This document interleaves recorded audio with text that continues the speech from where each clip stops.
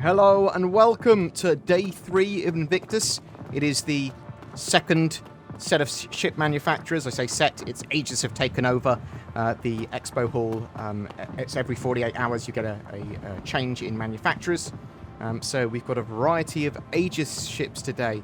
There's a bit of confusion at what time the hall switches over, because the support guide says it's at 7 PM UTC, but I'm recording this just before that, so it's obviously not. I thought it was 4 PM UTC. There's a bit of confusion. Who knows? Between 4 PM and 7 PM UTC every 48 hours, the ship manufacturers will change. So on day 5, on the 25th of May, will be the next manufacturer change. So today, we've got a variety of ships, as we can see here, to have a look at. And we'll go to the Hollow Suite as well. So on the main floor, we've got the Retaliator bomber. So if you want to get involved with torpedoes, basically, that is a multi-crew medium torpedo ship that I think a lot of people will quite enjoy. What else we've got? We've got the giant hammerhead, multi-crew, super defensive patrol ship, lots and lots and lots and lots of traditional pew-pew. Pew-pew-pew-pew-pew. That is almost entirely what it does. Pew-pews a lot. So obviously things like the Perseus, they've got big guns for dealing with big ships, and things like the Polaris, torpedoes, and a load of utility. But the hammerhead, it just goes for tons of conventional turrets. So very good at taking out torpedoes and fighters. You've got the Sabre Comet over there. Just a different loadout to the Sabre. Oh, so this is the Redeemer. Is this the new... Oh, exciting. So this is the new, or the newest Redeemer skin. That's pretty cool. So Redeemer, we're getting it later this year. We'll definitely get a load of footage of this for sure. Went back into reconcept. This is the first time I have seen its model in all its glory. Can I get in the ramp? It says it's ramp access.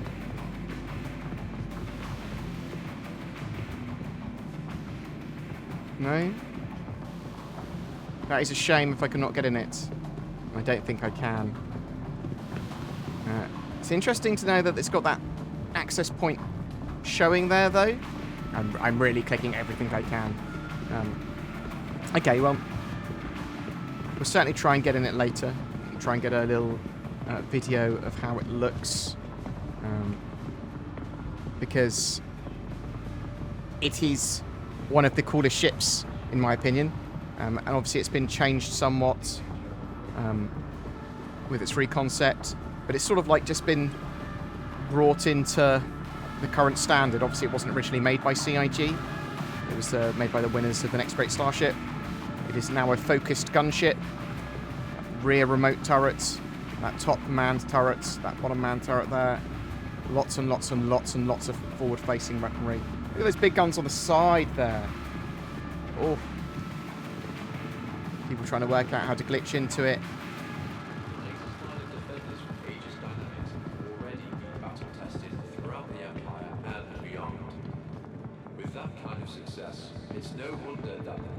They did say it was going to be pretty modular as well, or potentially have modules, so maybe you could turn it into a dropship in the future after saying, no, it's a gunship, it's a gunship, it's a gunship.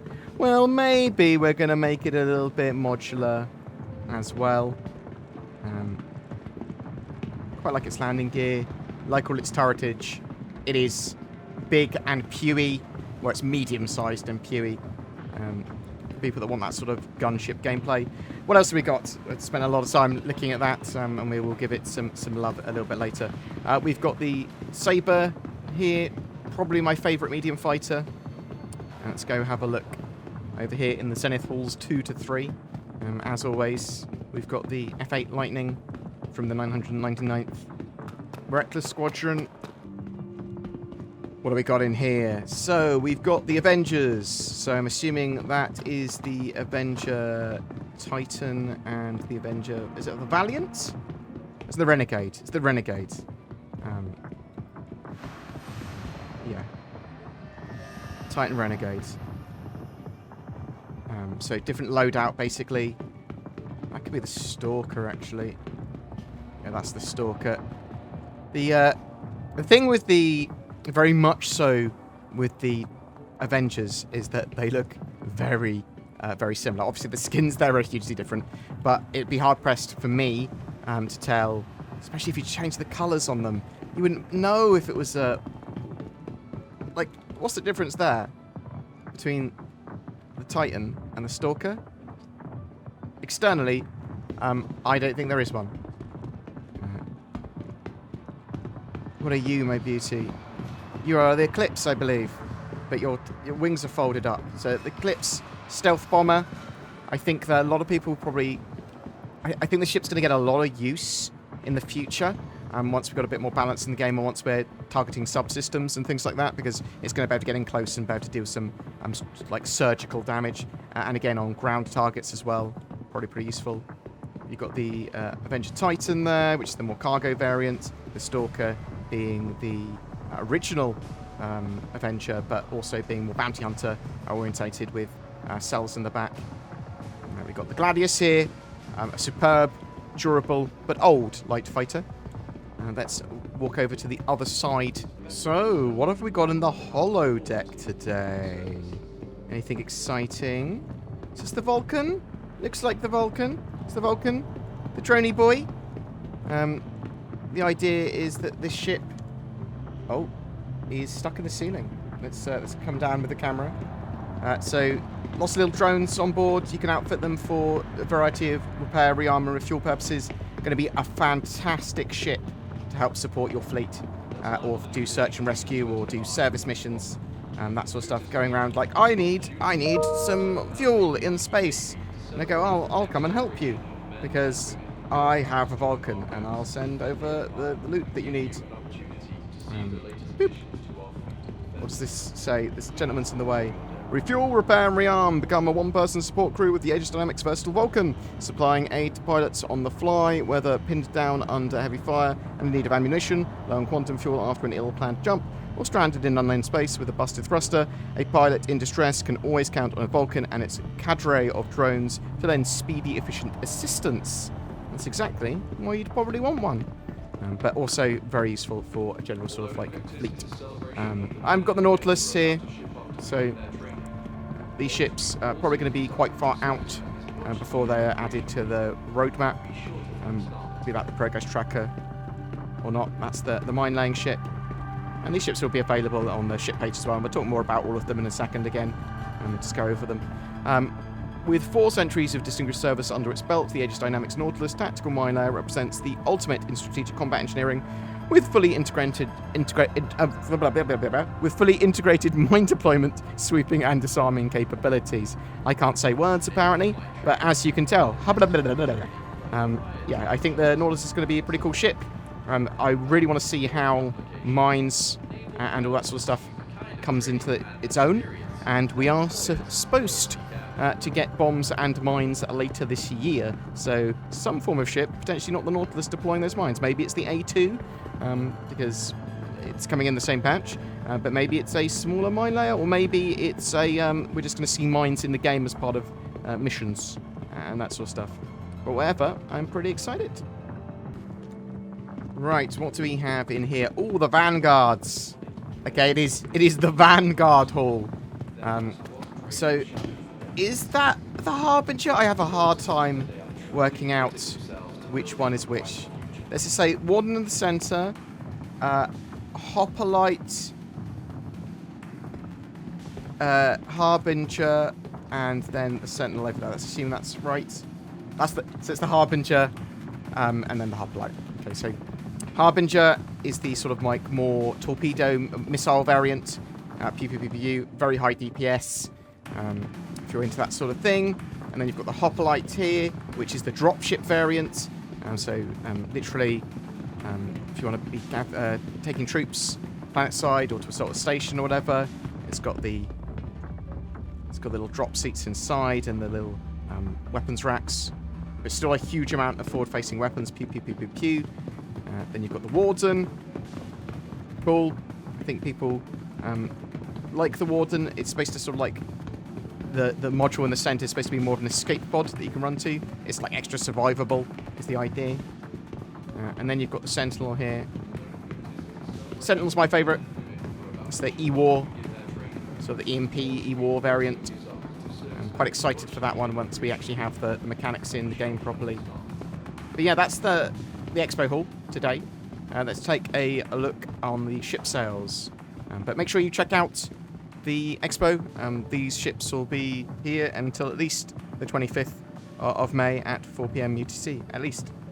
So let's take a look at the offerings of ships on the 23rd and 24th. It is Aegis Day, so that's the ships we're getting. Let's have a quick look-see. So we've got the Gladius as a special Warbond upgrade. So you buy that at a discount, bam. You can upgrade any ship to the Gladius at a discount, and you get 10 years insurance with that. That's pretty good if you've got like a starter package that you want to upgrade. And even if you wanted to upgrade to a 10-year package, then upgrade to something else a little bit later. Flyable now, we've got the Avenger Titan on sale. Again, everything here's got 10 years insurance. We've got the Avenger Stalker, the Renegade, which is just the loadout change. We've got the Warlock, that EMP ship. We've got the Gladius. We've got the Valiant, which again is just a loadout and skin change for the Gladius. And we've got the Aegis Saber, which is probably my favourite fighter, at least my favourite medium fighter. I got the Comet, which again was just a loadout change. Got the Vanguards, so we've got the Hoplite, which is the more dropshippy variant, although it's still got a lot of forward-facing powerful weaponry. We've got the Warden, which is the more survivable standard variant. You've got the Sentinel, which is the E-Warfare sort of variant, and they've got the Harbinger, which is the potentially higher DPS missile variant there. Got Retaliator. At some point, we will be getting the modularity for the Retaliator. It's supposed to be the first ship to get it's sort of like modules that we can change in and out, giving it sort of like a living space instead of the torpedo bay or dropship sort of capabilities, cargo, that sort of stuff. But that's been pushed back, it seems, to 3.15, so the Q3 patch. So I have to wait and see what happens with that. We've got the Aegis Eclipse, that stealth bomber. We've got the Hammerhead as well. Pew, pew, pew. Lots of people love the Hammerhead. Future flyable ships. We've got the standard base Retaliator, sold cheaper. Basically, this is without any modules, is the idea here. We've got the Vulcan, which is the sort of drone repair, rearm, refuel ship, which you can sort of say, I want these drones to be this type of drone for refueling, and it will go off and do that. You can do search and rescue and stuff like that, help repair ships and service them in deep space. We've got the Redeemer. Now, the Redeemer looks a lot different to this now. It's been somewhat reconcepted, and we are expecting to see this in the very near future in-game. A lot of people are pretty excited for the Redeemer, and it is much more of a focused gunship now. But it is going to be modular, so you might be able to make it into a dropship in the future, which would be pretty cool. And then you've got the Nautilus, which is a more focused mine layer ship, although it can repossess mines and repurpose them for its own. So it's sort of like a mine remover as well, and repurposer. So I really like it. Sends out drones, gets mines, drops off mines. They can be magnetic explosion-y mines, or they can be more turreted mines. It's also got a big snippers at the front, so it can support in a fleet battle, but it doesn't want to brawl. It's not that sort of ship.